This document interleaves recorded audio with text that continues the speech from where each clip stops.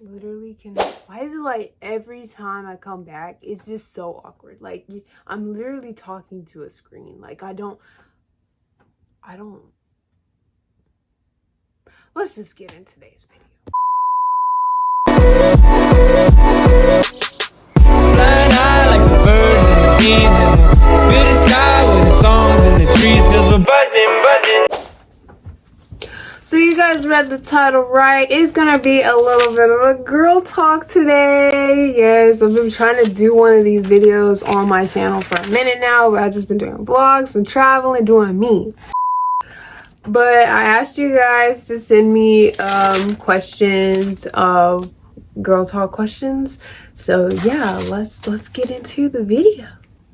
Disclaimer, okay?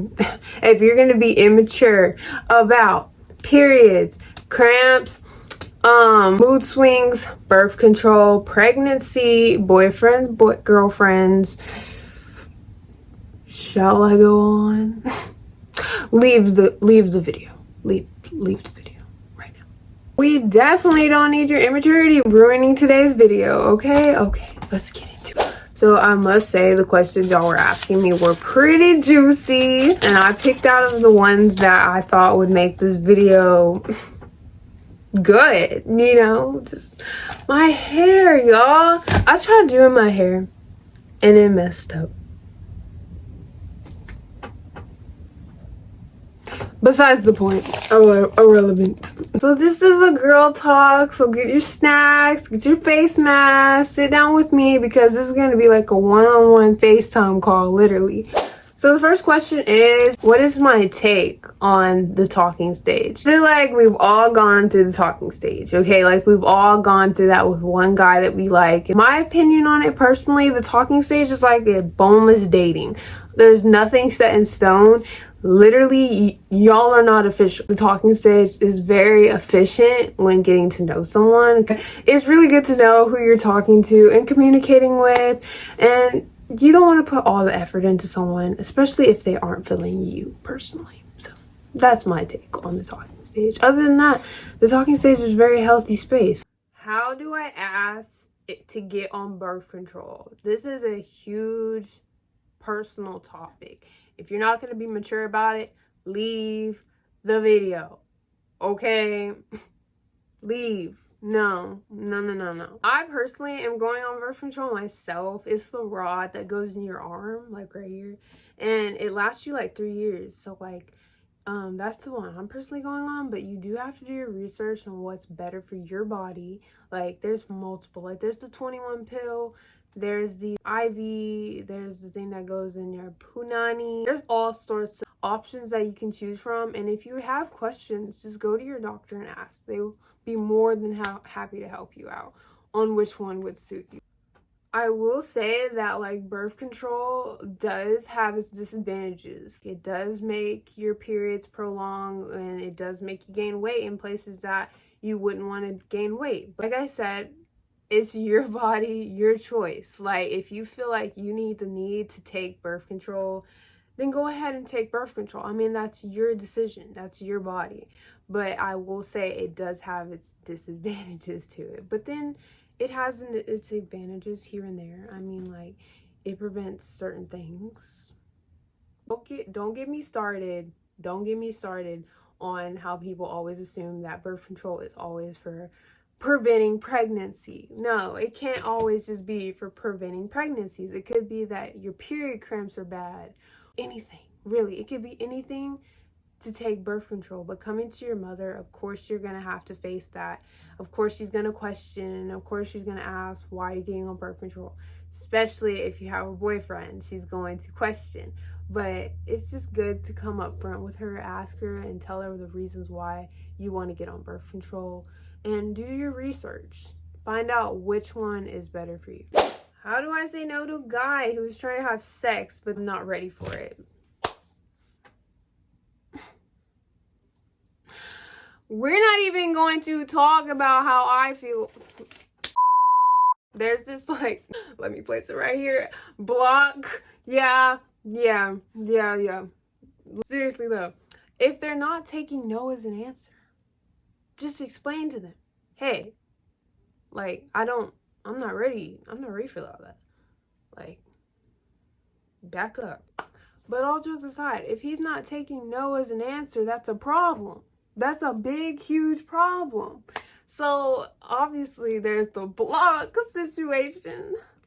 That's just me, though. I mean, it could be anybody. It's just me. It's just me.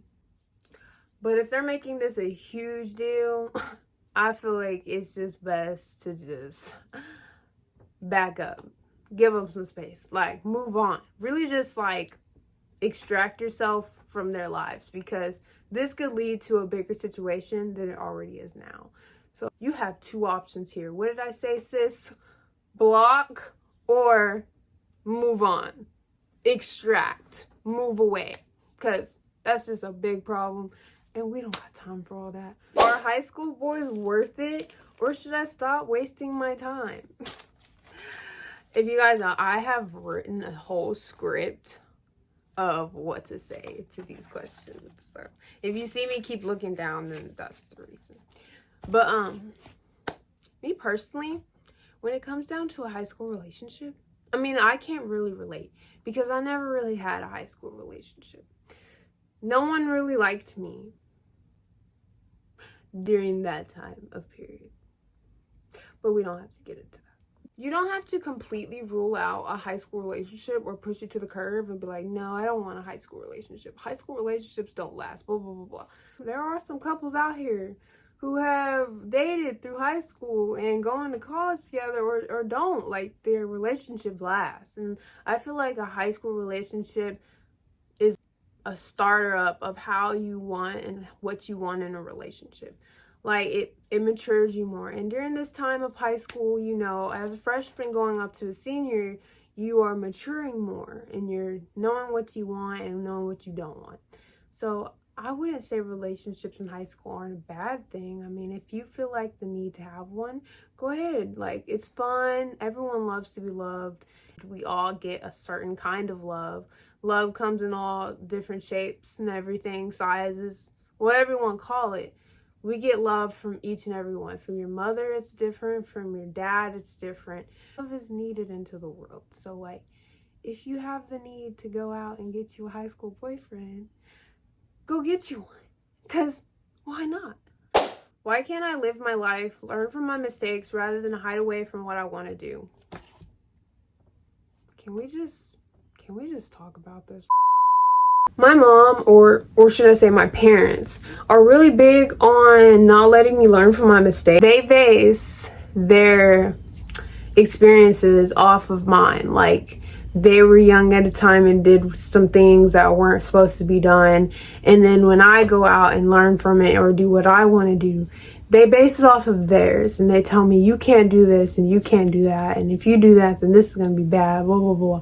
I get that, and I get that you're being a good parent, but at the same time, I would want to learn from my own mistakes. Everyone would want to learn from their own mistakes because that's how we learn. Like, if you tell me not to go to this restaurant and not eat at this restaurant because it has bad food, obviously, I'm not going to take your word for it. I'm going to go and learn for myself. So that's my answer to that question. Learn from your own mistakes. Don't let your parents' experiences base off of yours. Does the first time really hurt, or do they exaggerate it? All I gotta say to this question is that everybody is different. Everyone's pootie cat is different. Whatever you want to call her down there, your little no-no square, whatever, she's different. We're not all the same. Now, I will say it's going to hurt just a little bit. And that's just because your body is trying to get used to the feeling. It's going to be uncomfortable. Your body's trying to get used to it. Your body's not used to that. It's like you have to get used to the fact of what's happening. And sooner or later, it's going to get to that point where you're comfortable with what's going on. I will say those people out there who drag it just a little bit, but then you never know. We could have hurt with them. Like I said before, everyone's pootie cat, no square, whatever you want to call it, is different. So it all just comes down to experience. How to shoot my shot at a guy. Literally, I'm out of the game because I've been in a relationship for almost a month and a year now. So all I gotta say, or from a guy's perspective, It's literally talk to them. Just walk up to them and talk to them. That's all you really have to do. That's from a guy's perspective.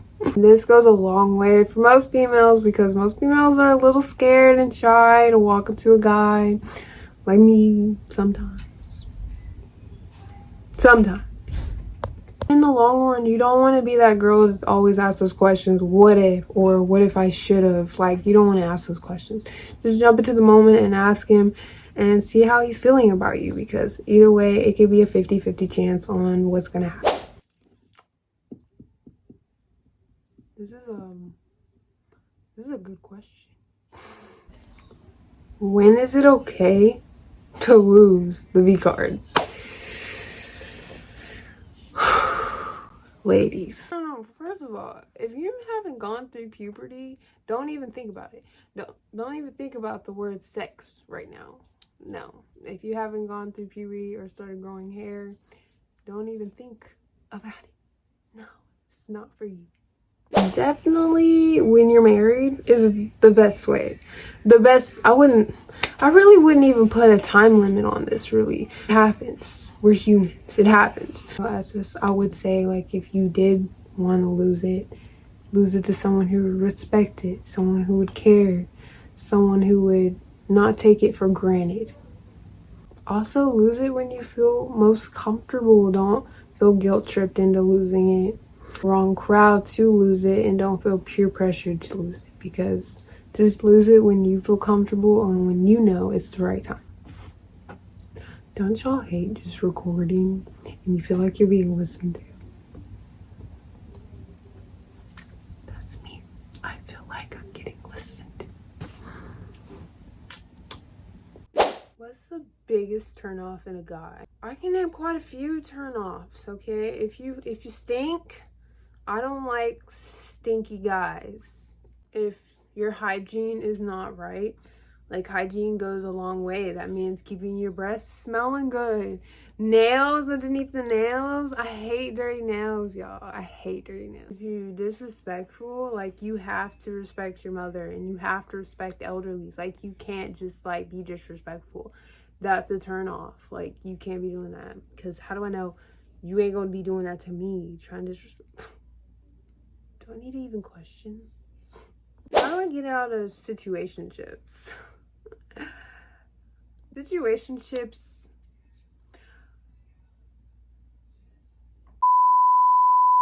Me personally, I've had a lot of situationships. Let's just say that. But the only reason us girls have situationships is that we're insecure, or we're just too afraid to get into a real actual relationship.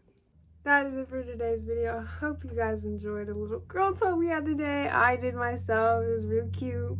Felt like it was like FaceTime, just you and me, you know? That's gonna be it for today's video. Hope you enjoyed it. Subscribe, like, comment, and I will see you in the next one.